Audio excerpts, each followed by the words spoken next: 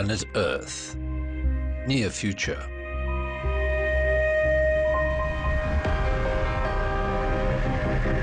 Near-Earth orbit is littered.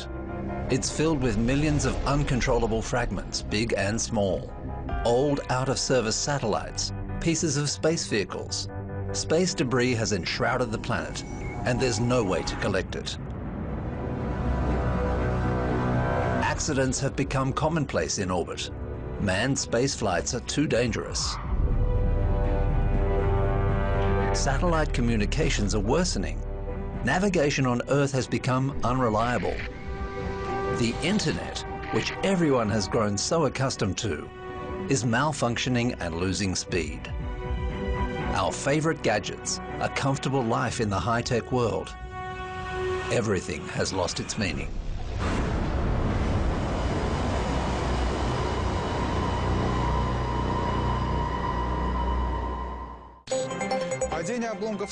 Вечером пятницы Андрей Криворученко занимался обычными для сельчанина делами, но в привычный распорядок вмешались вы. Я дров набрал и только повернулся от поленницы-то. Удар такой хлесткий, вот как бичом таким. Andrei Krivorutchenko's house is on Cosmonaut Street.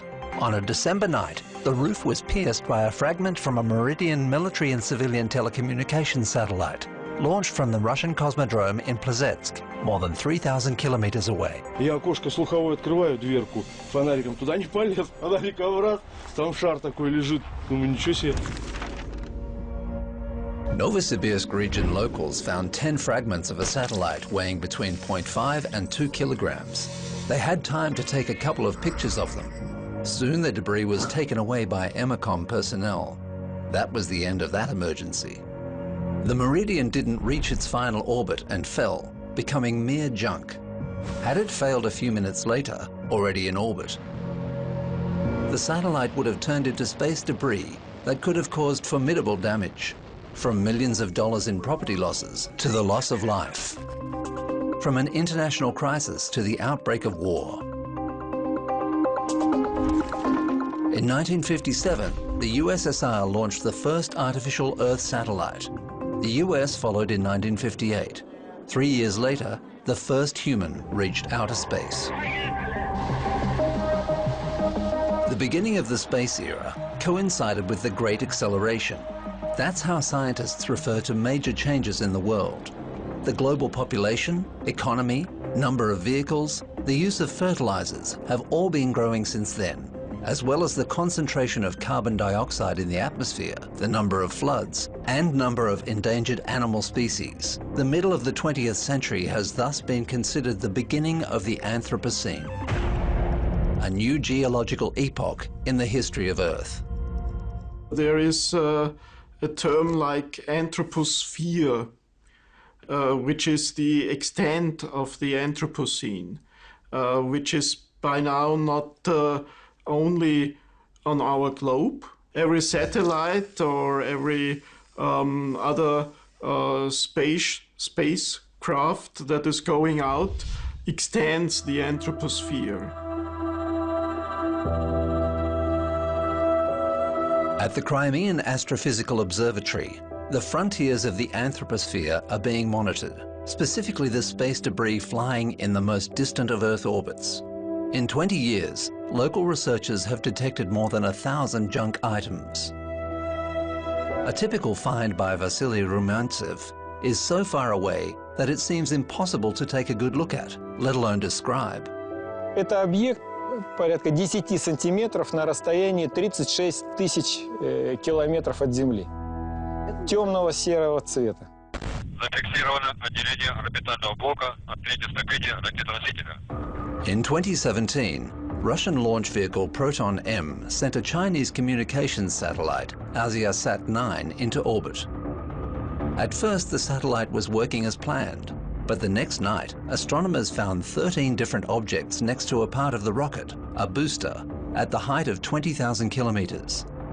On Vasily Rumyantsev's photographs, you can see the booster itself, along with 6 smaller dots, fragments. That's how a satellite launch can lead to new space junk. Большая часть мусора, она еще не обнаружена. И просто темпы обнаружения показывают, что его там много. Ну, его больше в разы. Если считать еще и фрагменты размером в несколько миллиметров, то таких объектов может быть и миллион. When humans flew to space for the first time, there were already dozens of satellites launched by the USSR and the US orbiting the Earth. America was creating its first satellite navigation system, a precursor to the modern-day GPS. On June 29, 1961, a stage of the rocket that took the Transit 4A satellite into orbit exploded. 296 fragments from the explosion were the first space junk in history. But no one has been taking it seriously. Столкновение с частицей сантиметрового радиуса, движущейся относительной скоростью столкновения 10 километров в секунду, но это энергетически эквивалентно, что на вас налетает автомобиль массой 1 тонна со скоростью 100 километров в час. The year is 1968. The USSR is holding the first tests of an anti-satellite weapon. The Soviet spacecraft Cosmos 249 has been destroyed. 110 fragments remain in orbit. A total of 2,000 uncontrolled objects of varying sizes are already registered there. Back then, space debris seemed to be a fringe concern. Scientists were laughed at. Neither people nor satellites were really in danger because of the small fragments in orbit. After all, there were only a few of them, and they'd burn up when they re-entered Earth's atmosphere.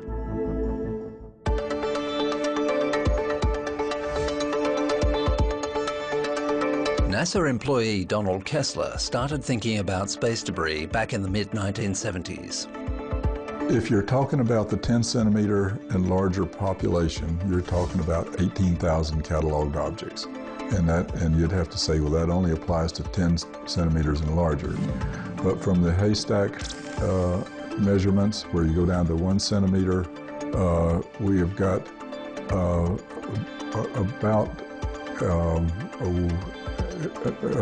100,000 of those objects and larger and larger.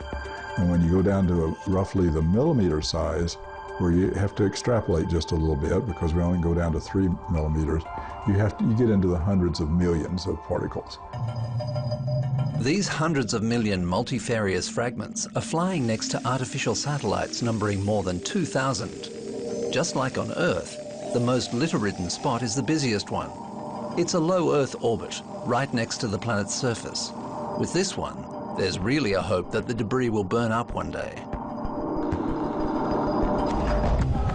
На низких орбитах высотой до 600-700 километров время существования объектов составляет несколько десятков лет. Если, например, речь идет о геостационарных спутниках, которые мы используем дома, да, для приема спутниковых сигналов, цифрового телевидения, интернета, то эта высота почти 36 тысяч километров. И там практически все, что образуется, оно останется там вечно. So it appears that a space junkyard has formed around Earth, and no one can clean it up. What's more, it's growing. In 1978, Donald Kessler came to realize the imminent risk. A moment will come when the debris won't just collide with working satellites, but will set off a collision cascade, which will lead to even more secondary debris. This space apocalypse scenario became known as the Kessler effect, and Donald Kessler called for concerted efforts to avert the disaster. One of the negative things that happened was one of my bosses, when we said we need to start a program, he said, oh, you'll never be successful with a program like this. It's going to require international cooperation. International cooperation wasn't possible in the context of the Cold War. Besides, mankind wasn't really aware of the risk. The first satellite phones were functioning fine. Television became the norm for millions. The signal reached the most remote areas via space. It was hard to imagine that some debris in orbit could make it all disappear in an instant. The year is 1985. The American military decided to test an anti-satellite weapon and shoot down an old astrophysical satellite, Solwind. NASA, we officially protested that particular test, and said that if they, by doing this anti-satellite test, because we were planning a space station in a not too distant future from after that test, that we would have to add extra shielding on the space station because of it. The military at that time didn't believe us. They said, "Oh, you don't know what's going to happen." I was there. It may just punch a hole through it, and that's it. The test was a success, but the target satellite turned into debris. 285 more dangerous junk fragments in orbit. Of course, when it happened, they changed their mind. So I think what we learned out of that is you don't do those kind of tests. It's a very bad way to try to take out a satellite. The year is 1991. Space debris, an old Soviet satellite, Cosmos 955, drew near a Discovery shuttle. But the crew noticed it in time, and the shuttle maneuvered and avoided the collision. 5 years later, the Cerise French military satellite collided with a fragment of an old Ariane rocket stage. It was the first ever collision of an active spacecraft with debris. There were no more doubts about the risk that space debris posed. The new question was, who's next? And when do space disasters start causing trouble on Earth? We're estimating that about once every 10 years, you should have a collision between two large objects, a catastrophic collision. About once every 5 years, you'd have a collision between a smaller fragment and a large object.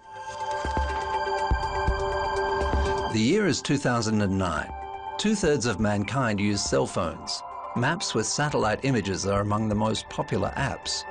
The majority of Earth's population knows how the planet looks from space. People from remote areas with no cell phone coverage habitually use satellites to make calls. The first space disaster, the previously mentioned collision of two large objects, happens to a communications satellite. Iridium-33 collides with the retired Cosmos 2251. Well, in the case of the Iridium-Cosmos collision, there was no prediction that those satellites would collide, even though they were monitoring it. They knew something was going to pass close, but the thing that they were predicting was going to pass close wasn't actually the thing that ended up hitting it. So they were that far off. After this disaster, one thing is clear. Even if monitored closely, there's no guarantee of safety. There's too much uncontrollable space junk in orbit.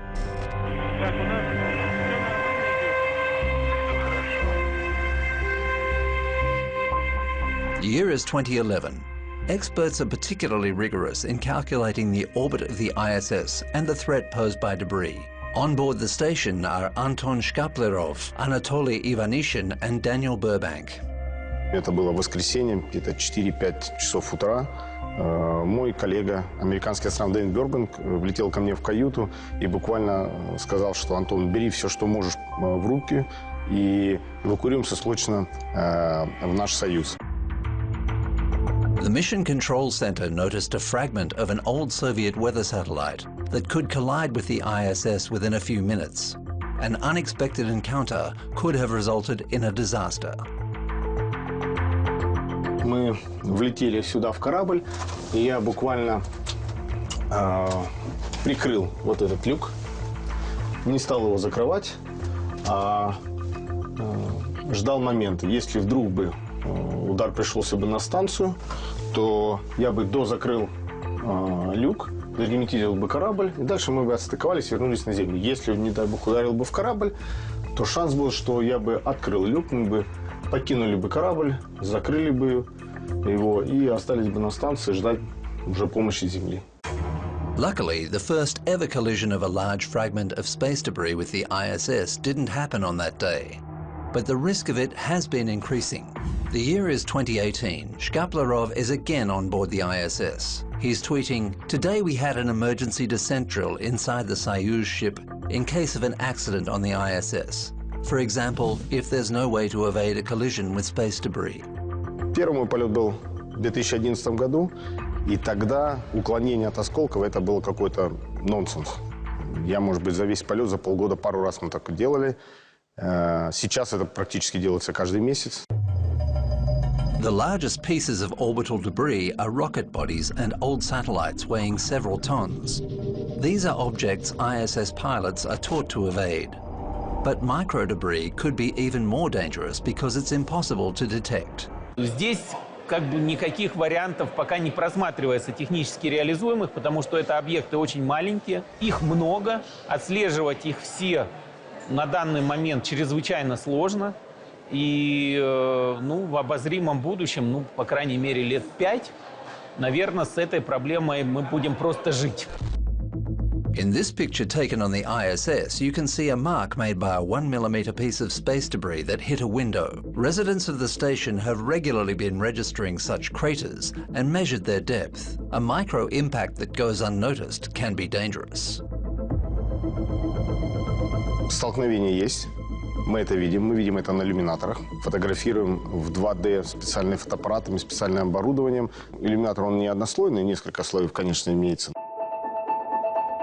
Most of the ISS's surface is shielded with multi-layered armor to be able to take on these indiscernible killers, microparticles of space debris. When you look at any spacecraft surface that has been recovered from space, and that's happened quite a few times, there are a very number of cases like that, they're always covered with craters. And we've used scanning electron microscopes to determine whether it's meteoroid or debris, and the scanning electron microscope comes up with these are man-made particles. The first thing that we looked at turned out to be a paint flake. It was because of the chemical composition of it. The number of spacefaring nations is growing. Newcomers repeat the pioneers' mistakes. 2007, China tests an anti-satellite weapon. 2019, India conducts a similar experiment. The Earth orbit of today has become an arena of military ambition that's becoming more and more littered. The military has long contended that if war ever broke out, space would be a prime target for that war, because the military depends on monitoring things that are going on from the ground. Their communication systems depend on satellite communication. And so that then, of course, then spurred some anti-satellite testing just to determine what would be the best way to get the upper hand in case there really was a war that broke out. All the space debris fragments that were noticed in orbit are registered in catalogues that are kept by the military.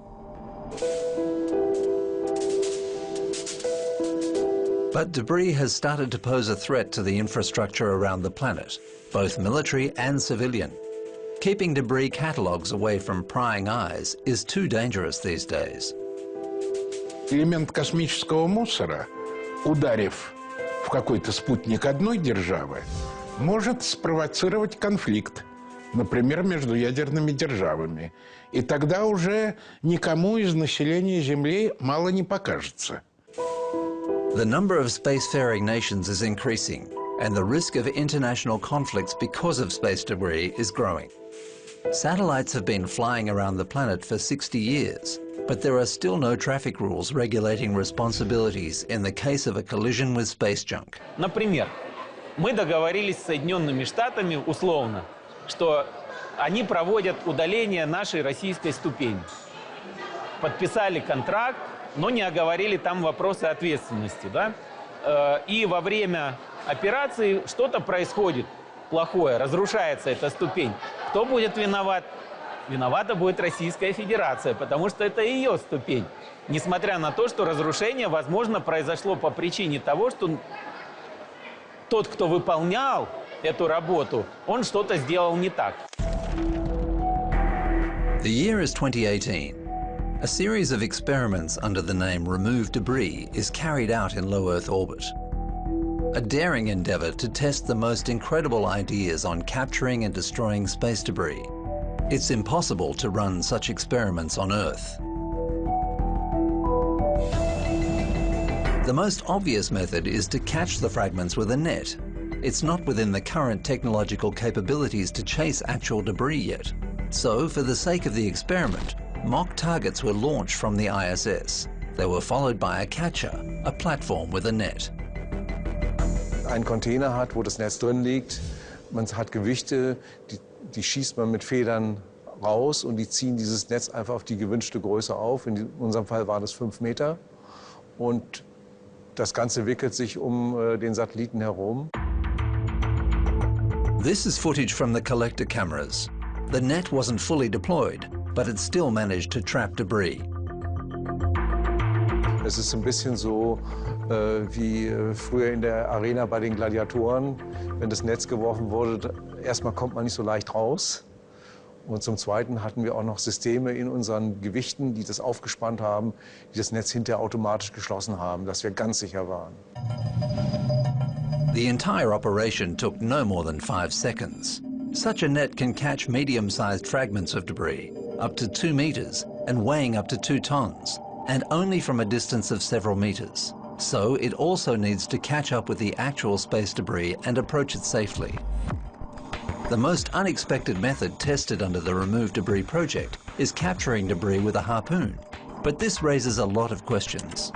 Und das ist auch sicherlich eine gute Lösung, wenn sich der Satellit nicht dreht und wenn man eine gute Stelle hat, wo man hinschießen kann. Man möchte natürlich vermeiden, dass man gerade in einen Tank reinschießt, der noch unter Druck steht, dann erzeugt man mehr Müll, als man vermeiden kann. A harpoon, a net, as well as laser beams and even a space sail are all experiments successfully carried out under the Remove Debris project. But none of the aforementioned methods is ready to be used right now. The display shows the trajectory of one of Earth's artificial satellites. It was launched by an Italian company that wants to supply debris mitigation modules for all European satellites. After a satellite ends its mission, the module will remove it from orbit in a matter of hours so that it can burn up in the atmosphere instead of becoming space junk. Siamo compliant con le regolamentazioni, ma volevamo fare qualcosa in più. Volevamo avere una rimozione diretta, quindi in poche ore. But the objective wasn't met. The module that was supposed to destroy the space debris itself became junk. Eravamo consapevoli del rischio, il motore era effettivamente molto grande e il disallineamento della spinta, quindi la direzione in cui il motore spinge rispetto al baricentro del satellite era troppa e quindi di fatto non siamo riusciti, diciamo, a direzionarlo in modo preciso. This runaway satellite is supposed to enter the atmosphere and burn up there in a few years. There's no way to capture this fragment of debris. All that's left is to watch and wait. Mankind plans to create a giant network of internet satellites. But what billions of users are not aware of is that their online lives are very vulnerable. According to projections, at least once every 10 years, there'll be some smash-up in orbit, and these accidents will affect everyone.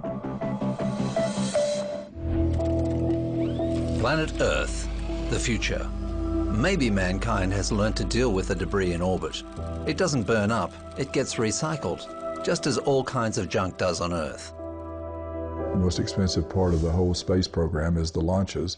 But if you have there are people who said, let's capture an asteroid and put it in Earth orbit and use that raw material to do manufacturing in space. Well, you don't need to capture an asteroid. You got plenty of dead satellites around that if you can collect them, put them in one spot, recycle them, and use that as your raw material, it would be a lot cheaper thing to do. Building waste recycling plants in orbit is a remote but inevitable phase of the nearest space exploration. Chiaramente oggi questo sembra fantascienza, ma non lo è una logica conseguenza dello sviluppo commerciale del settore spaziale. Once the idea of launching a satellite also seemed utopian. Nowadays, satellite systems help us to communicate, move around the world, entertain ourselves, and stay informed. We're not aware of just how deeply space technology is rooted in our lives and how fragile this high technology is. За 7 лет я сделал 3 космических полета, постоянно вел фото и видео изображений различных мест Земли. Если взять глобально, то в любой точке можно найти проблемные места. И мы через соцсети, своими фотографиями призываем людей: остановите, сделайте его чище, пожалуйста. Humanity's impact on our planet is immense. Man caused the beginning of the Anthropocene, a new period in the life of Earth, which is going to last many more millennia.